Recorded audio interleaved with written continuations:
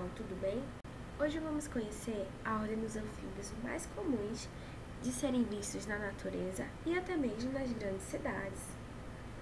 Vamos estudar sobre os sapos, as pererecas e rãs. Estes animais representam a ordem Anura e é o grupo mais rico em espécies e também mais conhecidos entre nós. Mas você sabe o que significa esse nome? Anura significa sem cauda. Então, esse nome mostra uma característica óbvia do grupo, que é a ausência de cauda nos adultos.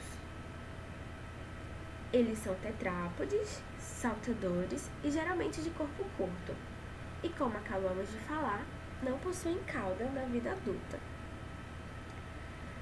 As especializações do corpo para o salto é a característica morfológica mais notável desses animais.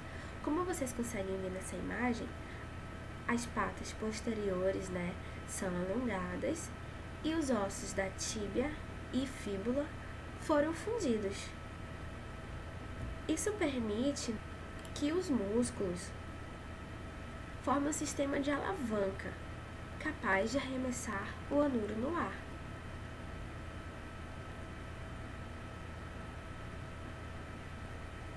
A fusão dos dois ossos permitem que os anuros consigam dar saltos grandes, com longas distâncias e saltos pequenos.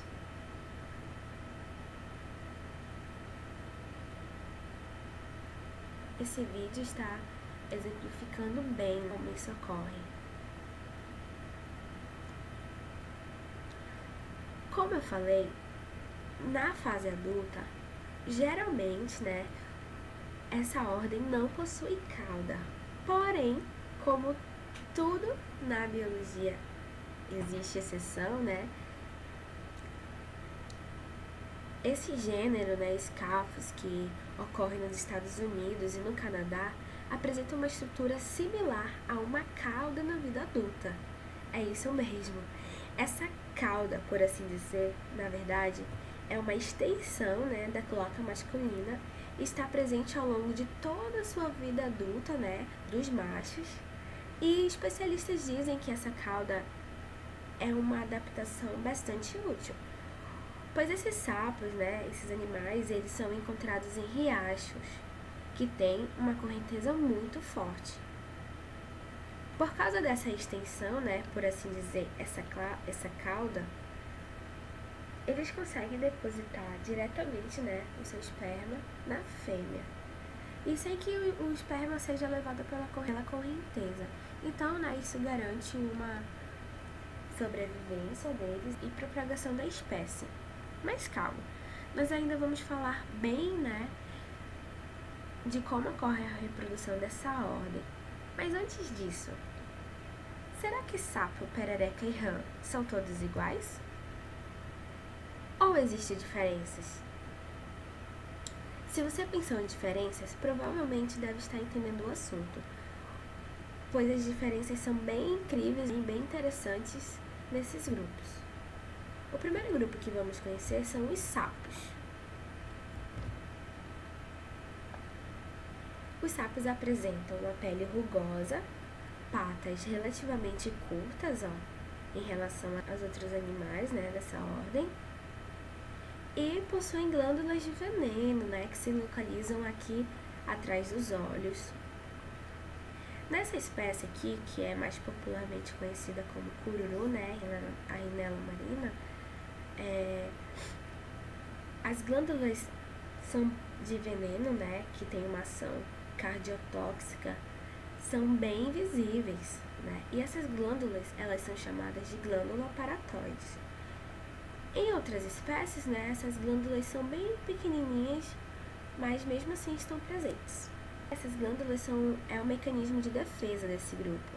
Eles são animais inofensivos, apesar da crendice de que eles podem urinar e cegar uma pessoa, coisa que não passa de imaginação. Mas deve-se tomar cuidado, para que seu bichinho de estimação, como os cachorros, por exemplo, não tente morder, esse animal, pois ao morder, ao pressionar essa glândula, aí sim é possível ocorrer a liberação de veneno, né, que para os animais, né, para os cachorros, né, pode ser fatal. Então, é bem legal cuidar dos seus bichinhos para que eles não cheguem perto ou tentem machucar, né, um sapo, por exemplo, como o cururu. Já as rãs, elas apresentam a pele mais lisa e úmida e são adaptadas para o salto, né?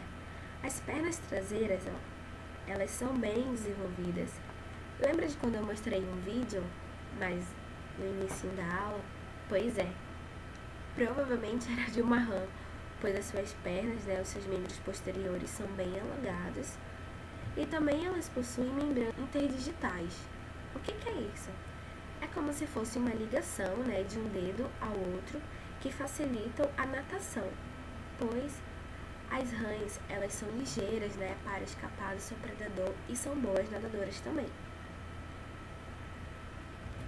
E por fim, temos as pererecas, que também apresentam a pele lisa, mas são adaptadas para uma vida arborícola, ou seja, elas vivem nas árvores. Na ponta dos dedos, né, nós encontramos discos adesivos. Mas será que esses discos adesivos são importantes para as pererecas? Ou eles estão apenas ali por estéticas? Claro que é importante. Esses discos adesivos, olha só, presentes nas patas, permitem que esses animais escalem superfícies verticais e também apresentam como mecanismo de defesa, agilidade e camuflagem. Falando um pouco sobre habitat e distribuição, os anúrios correspondem ao maior grupo da classe anfíbia, com aproximadamente 5.000 espécies. Isso quer dizer que essa ordem ela é bastante diversa, e a grande maioria, né, dos anúrios vive nos trópicos, ou seja, nos lugares que possuem mais a mudança em água. E eles ocorrem em todos os continentes, exceto na Antártica. Aproximadamente 600 espécies, né, vivem na bacia amazônica, que compreende aí a terra de vários países da América do Sul, como por exemplo do Peru, da Colômbia, do Equador, Venezuela, Bolívia e Brasil. Os anúrios parecem frágeis, pois sua pele não possui escamas nem pelos para proteção. No entanto, são muito bem adaptados e geralmente estão entre os vertebrados mais abundantes e presentes em maior número de hábitats. Eles vivem próximos à beira de rios, lagos e córregos. São encontrados em todos os continentes, mas ficam mais perto de onde há disponibilidade de água. Por isso é arriscado, né, tirá-lo desses habitats, pois sua reprodução aquática e sua pele permeável necessitam de fonte de água. Aqui nós vemos uma perereca, né, se camuflando num tronco de árvore. Aqui é um sapo, né, no seu habitat natural, apesar dele ter vida terrestre. Ele gosta, ele precisa estar perto de poças d'água, de rio, para umedecer sua pele. Então, gente, hoje conhecemos, né, um pouco sobre as características importantes dessa ordem, que é bem diversa. E nas próximas aulas iremos falar sobre reprodução, pele e o assunto mais esperado, que são as toxinas, né? Então nos vemos na próxima aula. Tchau!